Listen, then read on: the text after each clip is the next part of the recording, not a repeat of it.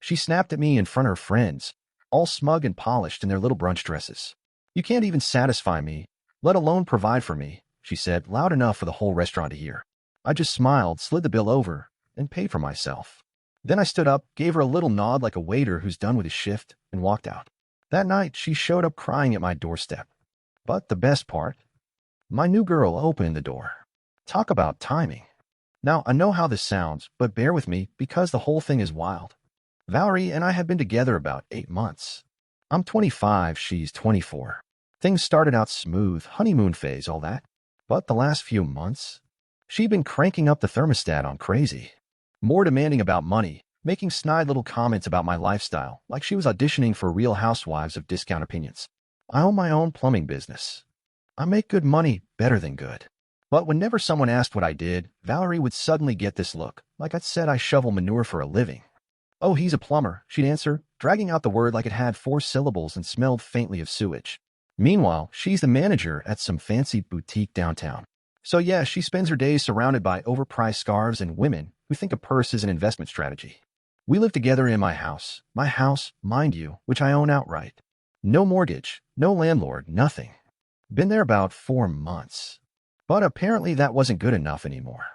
Everyone at work lives in those new downtown condos, Max, she said one night, swirling her wine like she was about to fire me from The Apprentice. They're so much nicer than this place. Babe, I spoke, trying not to laugh. This house is paid off. But, why would we move somewhere we'd have to pay rent? She rolled her eyes so hard I swear I heard them click. Because it's about more than just money. It's about lifestyle. Lifestyle, right? Like having granite countertops magically makes your personality less dull.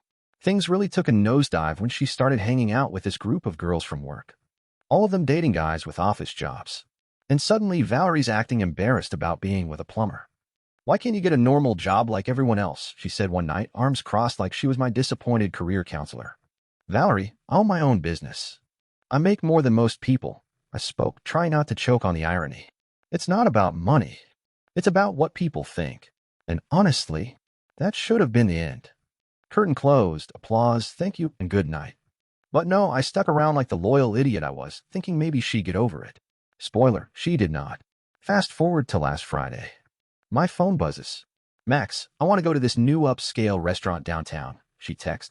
The one where steaks are $40 and smaller than a Pop-Tart. Sure, I said, even though that kind of place is about as much my scene as a cat show. Great. I invited Ariana and Maya from work and their boyfriends. You'll finally get to meet them. Red flag. Actually, more like a whole marching band of red flags waving in unison. But I went along with it. Saturday night rolls around, and we meet at this glitter-coated temple of overpriced appetizers. Ariana and Maya glide in with their boyfriends, and they are exactly what you'd expect. Button-down shirts, hair gel, and the kind of confidence only LinkedIn endorsements can buy. This is my boyfriend Kyle, Ariana said, practically patting him on the head. He works in digital marketing. And this is Blake, Maya added, giving him a spotlight like he just cured cancer. He's in corporate finance. Then all eyes turned to us. My moment to shine. This is my boyfriend Max, Valerie said, without even a fake smile. He owns a maintenance company. Maintenance company. Not plumbing business. Not successful business owner. Maintenance company. The way she said it, you'd think I unclogged toilets at the mall food court for free samples. The whole dinner was a circus.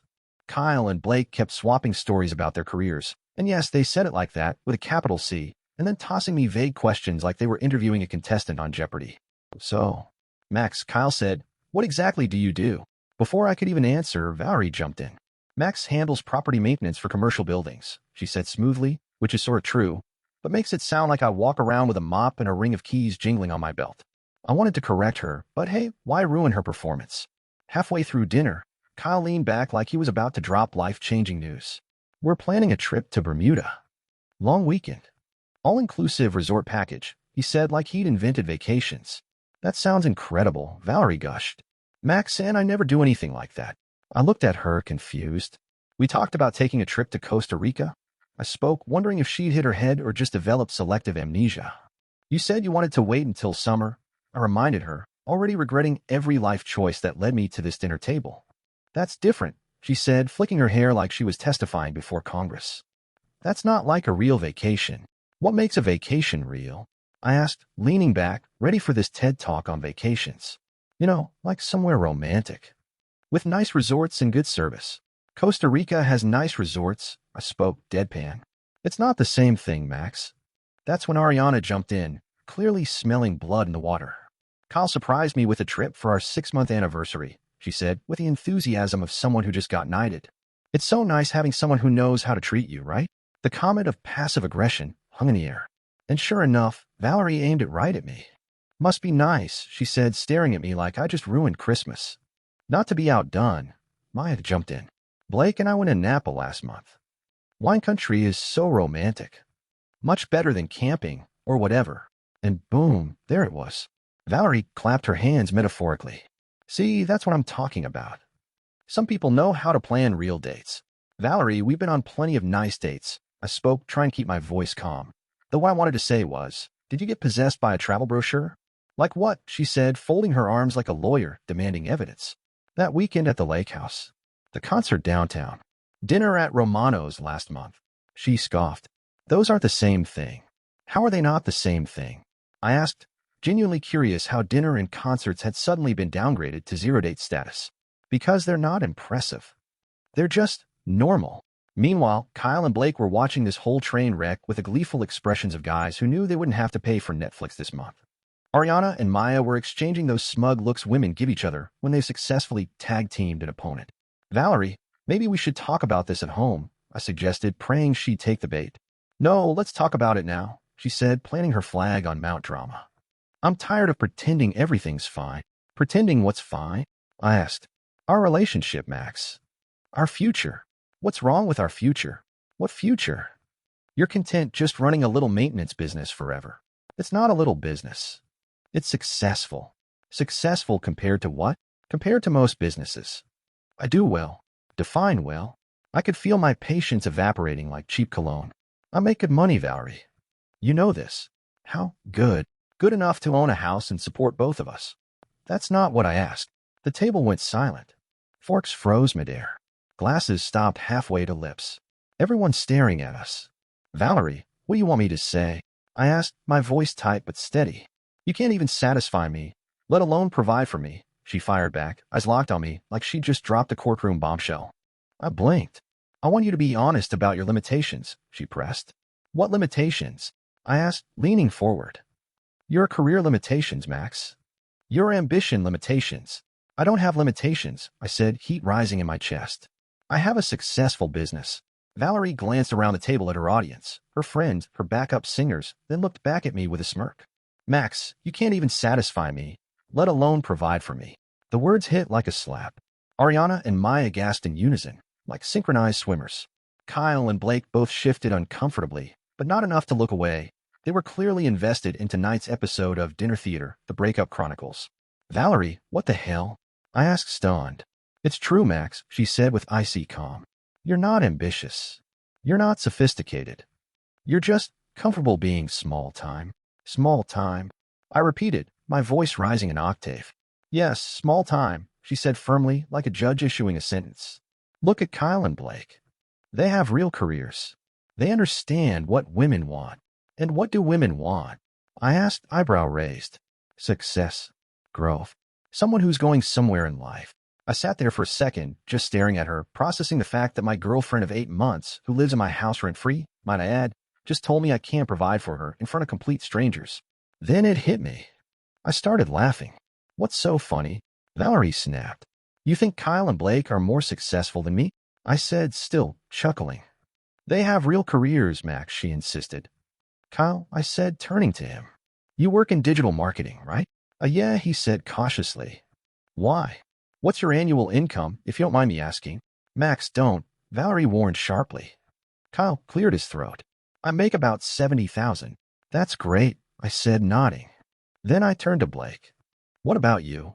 Around 85, Blake said, trying to sound casual, though his chest puffed a little. Cool, I said, leaning back in my chair. Then I turned to Valerie. So, Valerie, since you think I can't provide for you, want to know what I made last year? Her eyes narrowed. Max, stop this. 160,000, I said, nice and loud so the wine glasses could hear too. The table went dead silent. You could hear a breadstick drop. That's impossible, Maya blurted, eyes wide. No, I said with a grin. Plumbing business is really good. Emergency calls, commercial contracts, new construction. I'm booked 6 months out. Ariana's jaw practically hit the table. You make twice what Kyle makes. Yeah, I said, shrugging.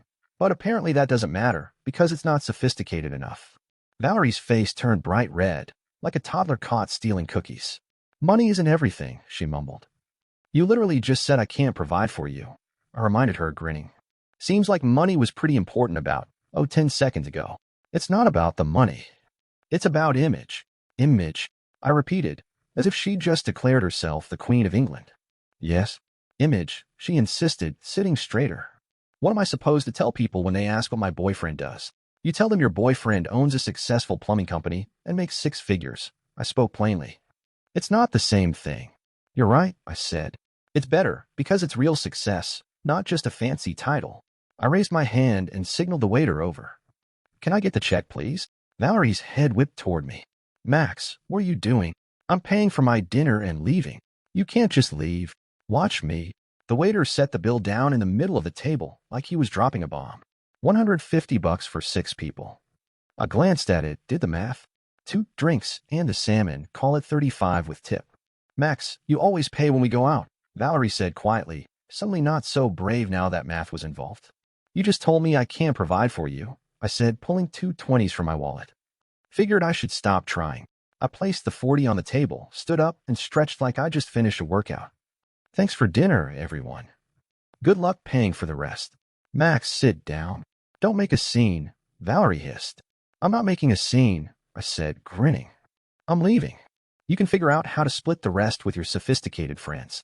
And with that, I walked out of the restaurant feeling like I just dodged a bullet in slow motion. Back home, I dropped onto my couch, replaying everything in my head. Valerie had been living in my house for 4 months, eating food I bought, sleeping in a bed I paid for, and tonight she decided to tell total strangers I couldn't provide for her. Around 11 p.m., my phone started buzzing. Text from Valerie. Max, I'm sorry. I didn't mean what I said. Ariana had to lend me money for my part of dinner. Can you Venmo me back? One text buzzed across my phone. Max, please answer me. I'm getting an Uber home. We need to talk. I stared at the screen, shook my head, and set the phone down. Not today, Satan. Not today. She rolled in around midnight, heels clicking like she owned the place, trying to talk it out. I didn't say a word, just walked to my bedroom, shut the door, and clicked the lock. Like a bouncer at my own personal club. Sunday morning, she was gone. Left a note on the counter, staying at Ariana's for a few days while I cooled off. I laughed out loud. Apparently, I was the one who needed cooling off. Later that afternoon, I was at the hardware store grabbing supplies when I heard someone call my name. Max? Oh my God, how are you? I turned, and there she was, Elena from high school. We'd been friends back then, lost touch after graduation. Elena? Wow, it's been forever, I said. I'm good. How about you? Just moved back to town last month, she said, smiling. Got a job at the hospital as a nurse. We ended up standing in the parking lot for an hour, just catching up. She was smart, funny, and down to earth, the complete opposite of Valerie and her image obsession. We should grab coffee sometime, she said. I'd like that, I said, grinning. We swapped numbers and made plans for Tuesday. Monday, Valerie swung by the house while I was at work, packed more of her stuff, and left another note. This one said she needed time to think about us. Translation, I need time to spin this so I don't look like the villain. Tuesday rolled around, and I met Elena for coffee. We sat there for 3 hours, talking about everything, work, family, goals, dreams. She leaned in, eyes wide. You own your own business. That's amazing. Max, starting your own company takes real guts. Thanks, I said. It's been good to me. I bet, she said. Plus, you're helping people. When my bathroom flooded last year, I would have paid anything to get it fixed fast. I couldn't help but laugh. Finally, someone who understood the value of what I did, without needing it to come with a glossy title. Completely different reaction than Valerie's. Wednesday, Elena came over for dinner. I fired up the grill, flipped some burgers, and afterward we watched a movie. She walked through my house, eyes wide like she just stepped into a model home. Max, this place is beautiful. You own this whole house. Yeah, I said, flipping burgers like it was no big deal. Bought it 3 years ago. That's incredible. Most people our age are still renting apartments. One of the benefits of getting into business early, I said with a grin. Take that image. Thursday rolled around, and Valerie texted asking if we could meet to talk. I ignored it. Friday, she escalated, called my mom. Yeah, you heard that, right? My mother. Later that day, Mom called me, practically wheezing with laughter. Max, some girl just called me crying about how she made a mistake and needs you back. What did you tell her? I asked, already bracing myself. I told her if she was dumb enough to be embarrassed about a man who owns his own house and business, she deserved what she got. Mom, you didn't. Oh, I sure did, she said, delighted. Then I told her you were raised better than to chase after people who don't appreciate you.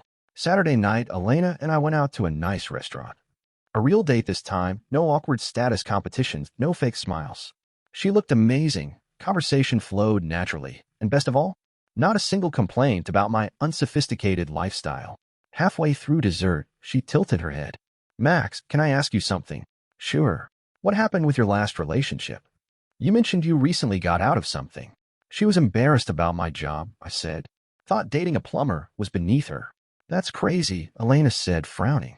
You're successful, and you work hard. What more could someone want? Apparently a corporate job in an office, I said, rolling my eyes. Her loss, Elena said firmly. Her loss, I echoed.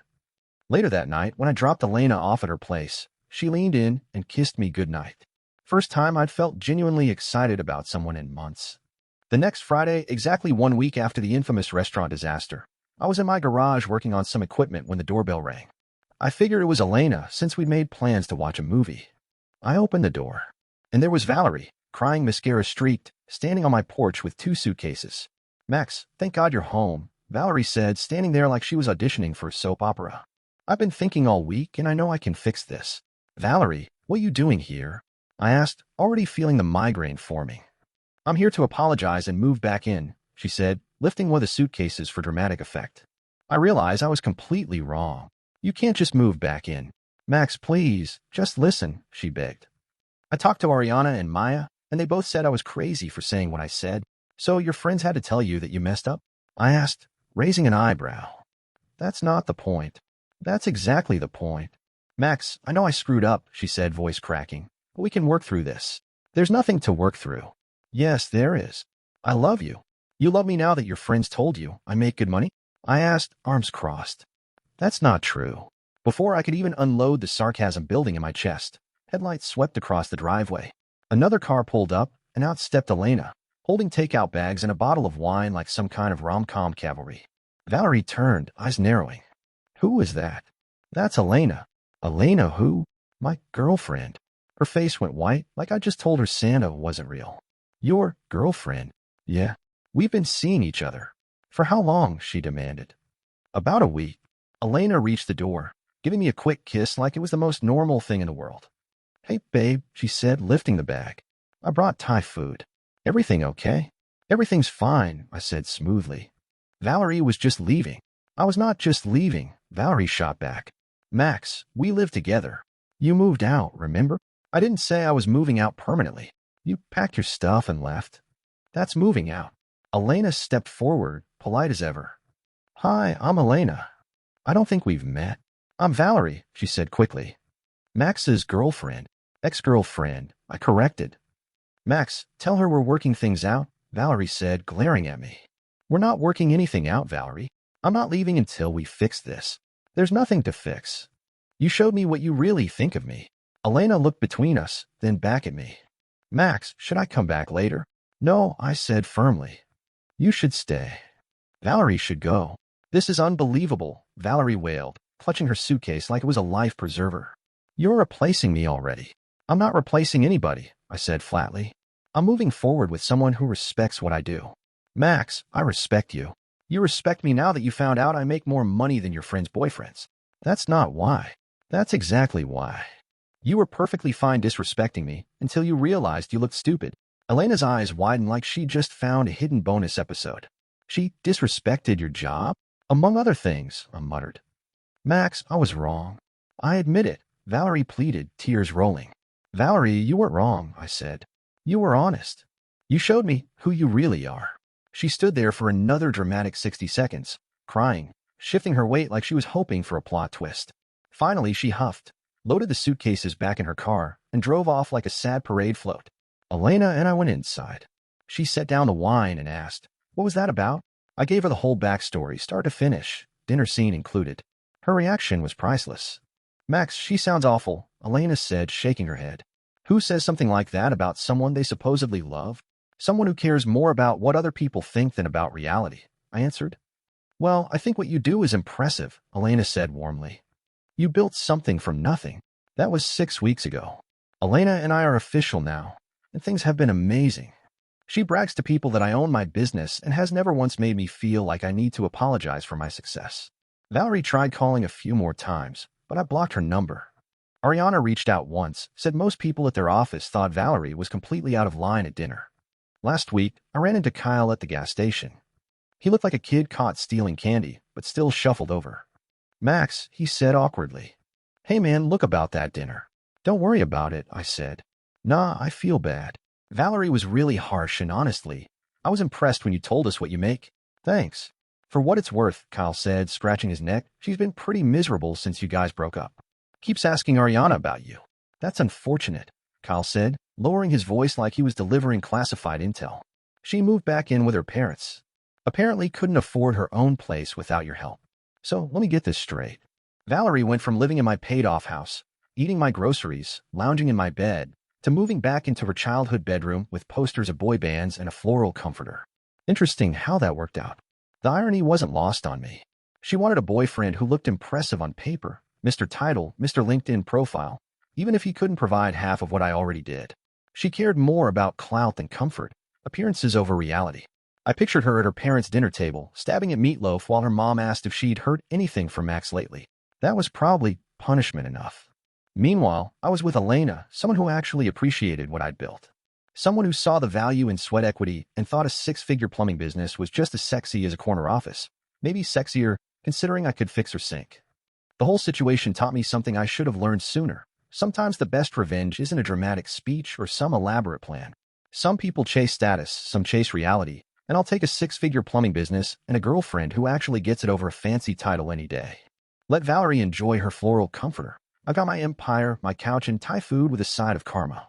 Dear listeners, if you enjoyed this story, please subscribe and turn on notifications so you won't miss future updates.